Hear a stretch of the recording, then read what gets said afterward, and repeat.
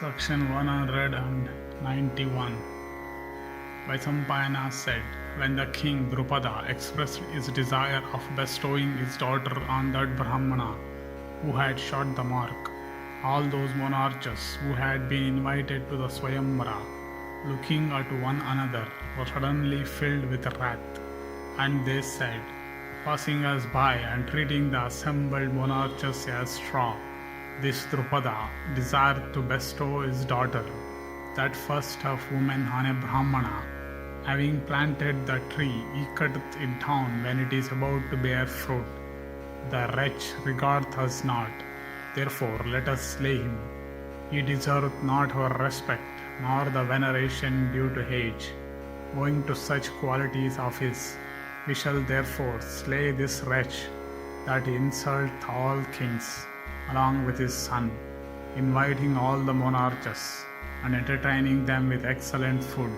He disregardeth us at last, in this assemblage of monarchs, like unto a conclave of the celestials. Doth he not see a single monarch, equal unto himself? The Vedic declaration is well known that the Swayamvara is for the Kshatriyas. The Brahmanas have no claim in respect of a selection of husband by a Kshatriya damsel, or a king's, if this damsel desireth not to select any one of us as her lord. Let us cast her into the fire and return to our kingdoms. As regards this Brahmana, although he hath from officiousness or avarice done this injury to the monarchs, he should not yet be slain. For our kingdoms leaves treasures, sons, grandsons, and whatever other wealth we have, all exist for Brahmanas. Something must be done here, given unto him, so that from fear of disgrace and the desire of maintaining what properly belongeth unto each other, Swayamvaras may not terminate in this way. Having addressed one another thus, those tigers among monarchs, endued with arms like unto spiked iron maces, took up their weapons, and rushed at Drupada to slay him then and there. And Drupada, beholding those monarchs all at once, rushing towards him in anger with bows and arrows, sought from fear the protection of the Brahmanas.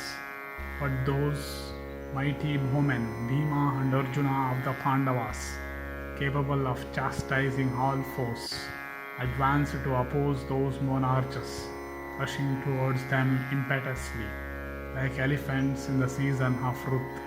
Then the monarchs, with glued fingers and upraised weapons, rushed in anger at the Kuru princes Bhima and Arjuna to slay them. Then the mighty Bhima, of extraordinary achievements, endued with the strength of thunder, tore up like an elephant a large tree, and diversed it of its leaves.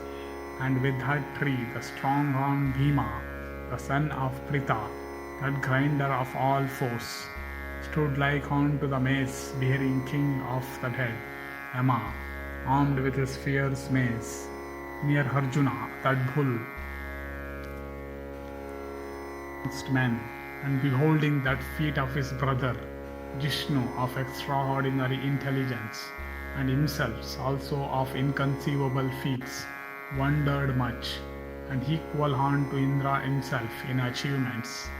Shaking off all fear, he stood with his bow ready to receive those assailants, and beholding those feats of both Jishnu and his brother, Damodara, Krishna, of superhuman intelligence and inconceivable feats, addressing his brother, Alayuda, Baladeva, of fierce energy, said, that hero there, of tread like that of a mighty lion, who draweth the large bow in his hand, 4 full cubits in length, is Arjuna, there is no doubt.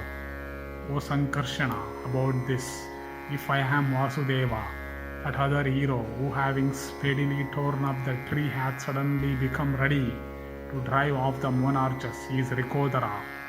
For no one in the world except Rikodara could today perform such a feat in the field of battle? And O Achyuta, that other youth of eyes, like unto lotus petals, of full 4 cubits height, of height like that of a mighty lion, and humble withal, of fair complexion, and prominent and shining nose, who had a little before left the amphitheatre, is Dharma's son Yudhishthira, the 2 other youths, like unto Kartikeya, are, I suspect, the sons of the twin Ashwinas. I heard that the sons of Pandu, along with their mother Pritha, had all escaped from the conflagration of the house of Lak. Then Halayuda, of complexion like unto that of clouds, uncharged with rain, addressing his younger brother Krishna, said with great satisfaction, "Oh, I am happy to hear, as I do from sheer good fortune, that our father's sister Pritha, with the foremost of the Kaurava princes, have all escaped from death." Thus ends the 191st section in the Swayamvara Parva of the Adi Parva.